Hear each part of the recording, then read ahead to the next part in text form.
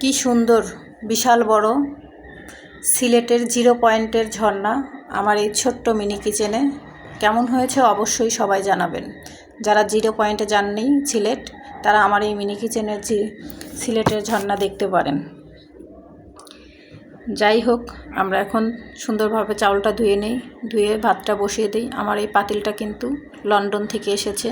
London যদিও আমার গোষ্ঠীর বংশের কেউই যায়নি, তারপরেও পাতিলটা কিন্তু চলে এসেছে। এটা কি হলো? কি আর করার, কিছু করার নাই। এতটুকু জায়গার মধ্যে আপনাদের জন্য ভিডিও করার জন্য রান্না করতে হয়। এবার আমরা সব কিছু সুন্দর করে পরিষ্কার করে আবারও রান্নায় ফিরে আসলাম। এদিকে ভাত রান্না চলছে, পাশে আমি আপনাদের জন্য মুরগির গোশত, পেঁয়াজ, রসুন, আলু এগুলো কেটে নিলাম।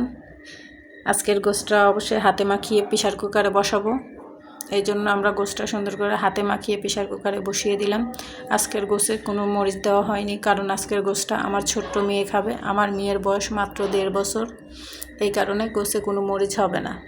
আমার এই ছোট্ট প্রেসার কুকারে কিন্তু খুব সুন্দরভাবে সিদ্ধ হয়ে যায়। দেখুন, আমরা এবার আমেরিকা থেকে আরেকটা আমার প্রেসার কুকার সেট হওয়ার জন্য একটা সুন্দর চুলা সেটিং নিয়ে আসলাম। কেমন হয়েছে আমার চুলা সেটিং অবশ্যই জানাবেন। কিন্তু এত কষ্ট করে আপনাদের জন্য ভিডিও করছি, আপনাদের সাথে কথা বলতে বলতে এদিকে আমার গোশতটা রান্না হয়ে গেল। মাঝখানে আমি ডাল বসিয়ে দিয়েছি আমার চুলায়, ওটা আপনাদের দেখানো হয়নি, স্কিপ করা হয়েছে। দেখুন, আমার গোশতটা কিন্তু খুব সুন্দরভাবে সিদ্ধ হয়ে গেছে। অবশ্যই আমার যেহেতু মেয়ে খাবে, তার মানে সব কিছুই ঠিকঠাক থাকবে। ভালো কিছু না হলে কেউ বাচ্চাদের এটা দিবে না। আজকের জন্য এতটুকুই। আল্লাহ হাফেজ।